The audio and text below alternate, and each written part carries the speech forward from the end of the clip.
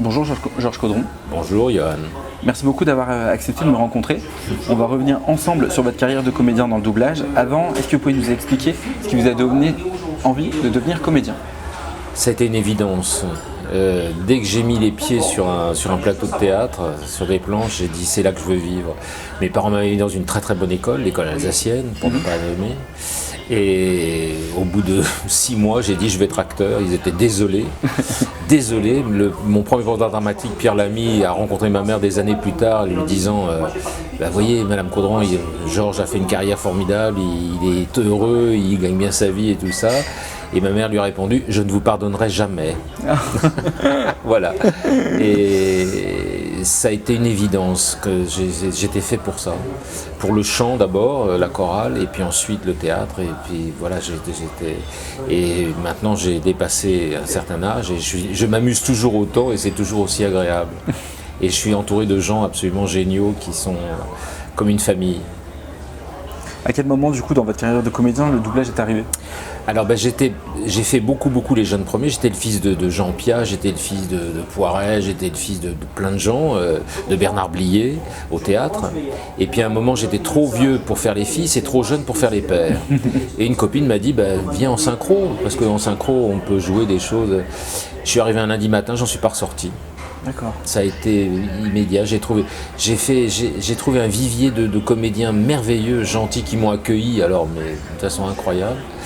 Et ça marchait vraiment pratiquement tout de suite. J'étais vraiment très très bien accueilli, très bien reçu. Est-ce que vous vous souvenez de votre tout premier doublage sur un rôle important? Un rôle important? Ah la vache. Non. Rôle important, non. Et le tout premier doublage? Le tout premier doublage, c'est une série qui s'appelait Les Gobos, où je jouais le héros, Matt. Et je me trouvais pas bien et tout ça. mais tout le monde me disait mais si, ça va très bien et tout ça. Et puis voilà, et puis c'est parti. Mais le premier rôle important, vous savez, il n'y a pas vraiment de rôle important. Chaque personnage est différent, c'est un petit bijou à faire et tout ça, à ciseler. Et parfois on a un très grand rôle et puis voilà, et puis parfois il y a un petit rôle et c'est comme une équipe, c'est comme une troupe de théâtre, quoi. Donc je parle pas vraiment il y a des personnages qui vous demandent un peu plus d'effort et un peu plus de recherche, mais sinon tous les rôles sont importants. Sont importants, oui. Et on ne se rend pas compte tout à fait quand on fait le personnage. Ouais. Parce que c'est après. Quand on avait fait Femme au bord de la crise de d'Almodovar, on ne s'était pas rendu compte du truc. Et quand on l'a vu fini, qu'on l'a vu monter, on s'est dit mais c'est génial ce qu'on a fait, ce qui est à l'écran. Ouais. Mais on ne se rend pas tout à fait compte parce qu'on travaille sur des petites, comme au cinéma, on travaille sur des petites scènes et donc on ne se rend pas compte. Et c'est quand on voit l'œuvre finie que d'un seul coup on se dit mais c'est bien. Voilà. Dans la série ultra populaire des années 90, X-Files, vous étiez la voix française de David Duchovny dans le rôle de Fox Mulder. J'ai examiné le rapport médico-légal préliminaire concernant les victimes de la tragédie de Skyland Mountain. Autant l'événement lui-même demeure inexpliqué, autant il est assez facile de comprendre qui est impliqué. En tout cas pour moi. Et sans doute pour toi. Nos légistes n'ont pas encore eu le temps de conclure leur rapport. Mais j'ai sélectionné 3 victimes au hasard et je les ai passées au rayon X. Quel souvenir vous gardez de cette période et de ce doublage? Merveilleux parce que l'ambiance était formidable. Il y avait une fille qui jouait Scully qui s'appelait Caroline Bone et qui était magnifique, qui a été ensuite remplacée à sa mort malheureusement par Danielle Douai quand elle a disparu. Mais j'ai eu beaucoup de chance d'avoir Danielle aussi parce qu'elle est formidable. Mais ça a été une période, et en tant que directeur de plateau, et en tant que comédien, et en tant que... Enfin, il y avait vraiment un truc, et puis les gens étaient tellement adorables et gentils avec nous parce qu'ils trouvaient ça tellement bien. On s'est rendu compte tout de suite, au premier épisode, on s'est rendu compte que c'était bien, que c'était important, que ça allait fonctionner. Mais ça n'a pas fonctionné, ça a été un truc absolument incroyable. Fox Mulder, justement, vous l'avez d'ailleurs retrouvé pour une saison supplémentaire il y a quelques années. Californication. Ouais. Et puis Aquarius. En 2007, c'est ça. Oui. Californication, pour le coup, donc là, il jouait le rôle de Hank Moody. Est-ce que vous avez aimé le retrouver dans un registre complètement différent? Oui, c'était très intéressant parce que je quittais un petit inspecteur du FBI et je retrouvais un type complètement drogué, alcoolo, déconnant au maximum. Il est formidable pour ça. Enfoiré! Ouais, toi! C'est pas vrai, tu te fous de moi? Mais t'as quel âge? T'as fêté ton bicentenaire? Yo Eminem, le petit bouton magique, c'est là mon pote. Ici, juste en haut. Viens. Lâche-le, fous-lui la paix. C'est ça un rêve. Je vous laisse bosser là-dessus. Toi, t'es mort. Donc il est vraiment capable de tout et, faire, ouais. moi j'espère le suivre. Il est stupéfiant, quoi. Il est marrant comme tout. Oui. Je l'ai rencontré 2 fois. Ah oui, vous l'avez rencontré? Je l'ai rencontré au Ritz et il avait demandé pour Évolution, pour le film Évolution. Il faisait un truc de presse, un service de presse. Et il avait demandé à me voir. Parce que son père, qui était russe blanc et qui vivait à Paris, avait dit il faut que tu le vois, il est vraiment bien, etc. Non. Bon, donc je suis allé le voir. Et quand il est rentré au Ritz, dans le petit salon où j'attendais, avec ses gardes du corps et tout, et j'étais debout et j'ai eu un mouvement de recul. Et il m'a dit non, George, I'm not Fox Mulder, I'm David Duchovny. Oh, I'm the voice of David Duchovny. Et on a été vraiment, c'était vraiment très sympa. Vraiment, il est. Voilà. Et le retrouver sur un autre personnage, c'est là la magie de la synchro, c'est qu'on peut faire des choses tellement différentes, vraiment, on ne pourrait pas penser que c'est le même personnage, c'est très drôle. Quoi, ouais. X-Files d'ailleurs, vous avez retourné ils ont retourné une saison, deux saisons il y a quelques années. Du coup, qu'est-ce que ça fait de retrouver le même personnage là pour le coup, retrouver Fox Mulder Formidable. La seule chose, c'est que c'était pas Caroline avait disparu, et ça a été un truc incroyable. Et puis en même temps, c'était délicieux de retrouver l'univers et tout ça. Et la première saison, la reprise de la première saison n'était pas très bonne, la deuxième était absolument formidable. Il y avait des épisodes sur les objets connectés, les taxis, et ils refusaient de payer un pourboire dans un restaurant entièrement automatisé. Il y avait très peu de mots, mais tous les objets connectés se liguaient contre lui pour tuer Mulder et Scully. Et c'est un épisode génial. Ceci est un rappel automatique pour Fox Mulder. Fox Mulder. C'est le vrai Fox Mulder qui vous parle. Fox Mulder. Fox Mulder. Fox Mulder. Dans la série de Gladiateur Spartacus, vous retrouvez l'acteur John Hannah, que vous aviez déjà doublé dans les films La Momie. La Momie, oui. Parlez-nous de cet acteur. C'est un de mes préférés. Mais presque plus que Duchovny, parce que c'est un acteur de théâtre. Il a travaillé avec Kenneth Branagh, il a travaillé avec plein de gens en Angleterre. C'est un acteur shakespearien, vraiment. Il fait des choses absolument stupides. Il part dans les aigus, il part dans les trucs. Et c'est lui qui est le plus proche de moi, de ma personnalité. Okay. Et c'est amusant comme tout à doubler. Alors, Spartacus, je ne le raconte pas. Beaucoup de choses ont changé. Le monde se modifie sous nos pieds. La Terre nous propulse vers des sommets vertigineux. Les enquêtes de Closer, là, c'était absolument. Il se fout de sa gueule lui-même, il plaisante, mais c'est un type complètement dingo. Et là, je le fais dans une sorte de Dr House canadien qui s'appelle Transplant. On vient de faire la deuxième saison, il va y en avoir une troisième. Et il est stupéfiant, c'est un type, il est très très drôle. Et ce qu'il faisait dans La Momie, c'était dément, il était complètement dingo.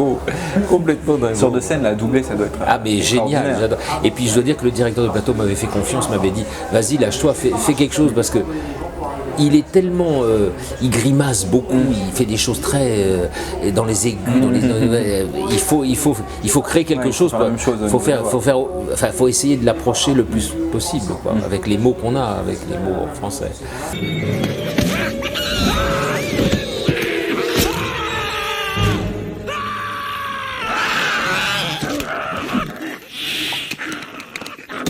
Désolé, je me suis trompé. Voilà, Okay.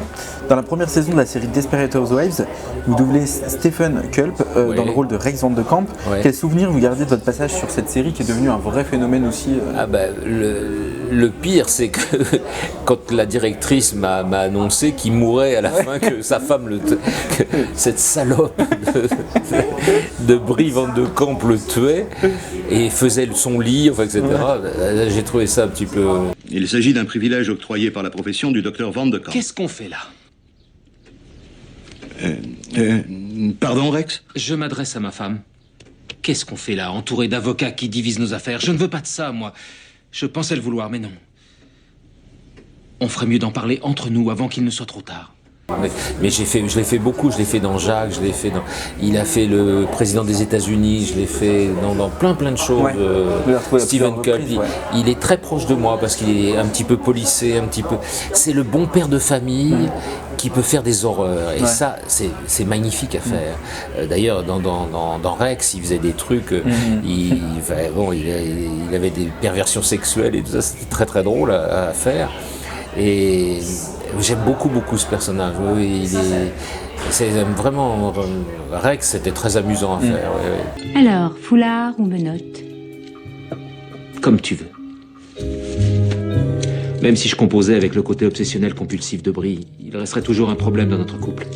J'ai, comme tu le sais, certains besoins. Bottes ou talons aiguilles?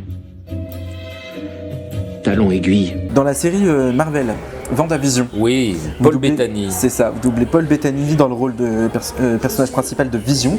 Est-ce que vous avez passé un essai pour ce rôle? Et oui, bien sûr, parce que malheureusement, Patrick Osmond, qui était le titulaire de Paul Bettany et de Peter Bergman dans Les Feux de l'amour, et il le jouait depuis 30 ans, et a disparu. Et j'ai donc fait des essais pour les deux trucs, et j'ai été choisi pour les deux trucs.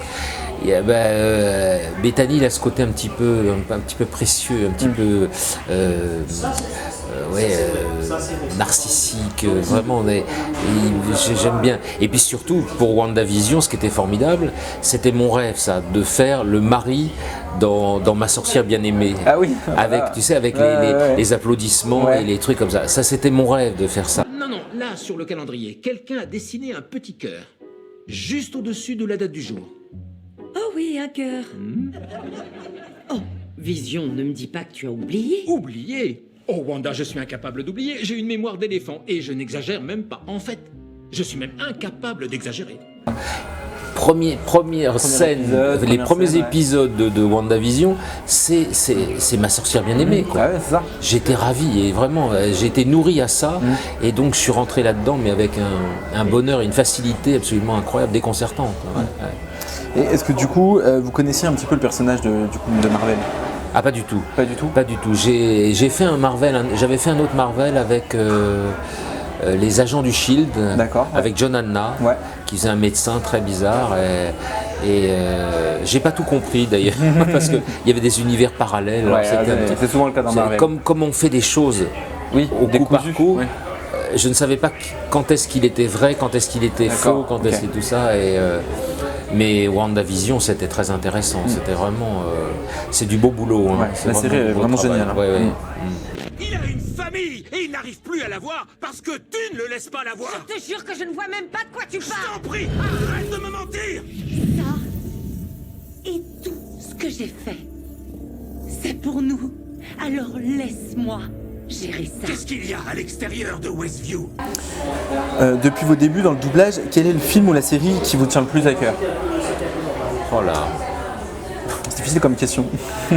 Six Feet Under à la direction de Six Feet, oui, parce que et puis je jouais tous les amants de Brenda. Dès qu'il y a un amant qui dit c'était moi.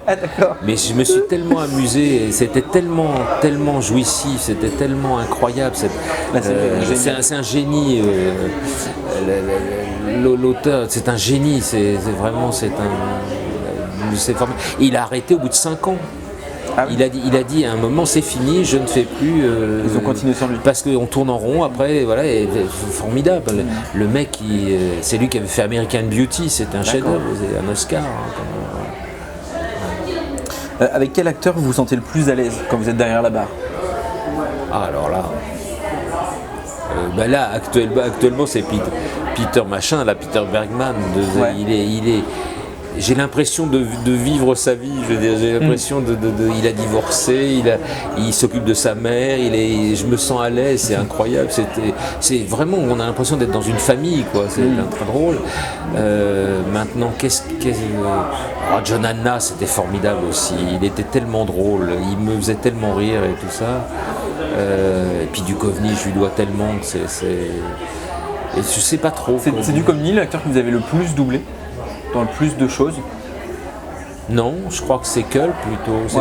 C'est John Anna ou Culp, moi je pense. Ah, et puis un type formidable, Steven Van Zandt, que j'ai fait dans Lilyhammer. Est-ce que vous avez des questions sur un sujet différent? Vous comptez pas sérieusement nous faire porter ce short? Vous pouvez pas nous y obliger, d'accord? C'est contraire au code du travail. Vous faites bien de m'y faire penser. Vous êtes viré. Vous êtes bouché ou quoi? Prenez vos clics et vos claques et foutez le camp. Formidable, mais un type, c'est le guitariste de Bruce Springsteen. D'accord. Je l'avais doublé dans Les Sopranos, il faisait le copain du chef là, avec la banane et tout ça. Un type insensé. Je me suis amusé avec lui, mais drôle, il est drôle, il est... Lillehammer, c'est un petit bijou, c'est un truc danois ou norvégien, je sais pas, mais je me suis amusé à faire ça, c'était incroyable. Ouais. Mais vous savez, je m'amuse avec tout. Alors, les dessins animés, quand je faisais Robin dans Batman avec Richard Darbois, Pierre Attet, Véronique Augereau, c'était tellement génial. Tout est drôle, tout est plaisir. Hein, et puis c'est bien, on en fait un, on change, on en fait un autre. C'est très amusant, quoi. C'est un métier tout à fait... Ah, on s'ennuie pas, hein. Je peux vous dire qu'on s'ennuie pas. C'est le but. Et j'espère qu'on ne vous ennuie pas, que le public... Et le public nous suit, le public parfois, quand on fait des fans, des réunions de fans, les gens disent mais... c'était vous. Là, par exemple, j'ai fait un dîner d'ufologues la semaine dernière et ils m'ont reconnu dans dans des séries documentaires qui s'appellent Les Enquêtes Paranormales sur C8. Et moi, je pensais que personne mais on vous a entendu, les enquêtes paranormales. Ah ben voilà, vous avez...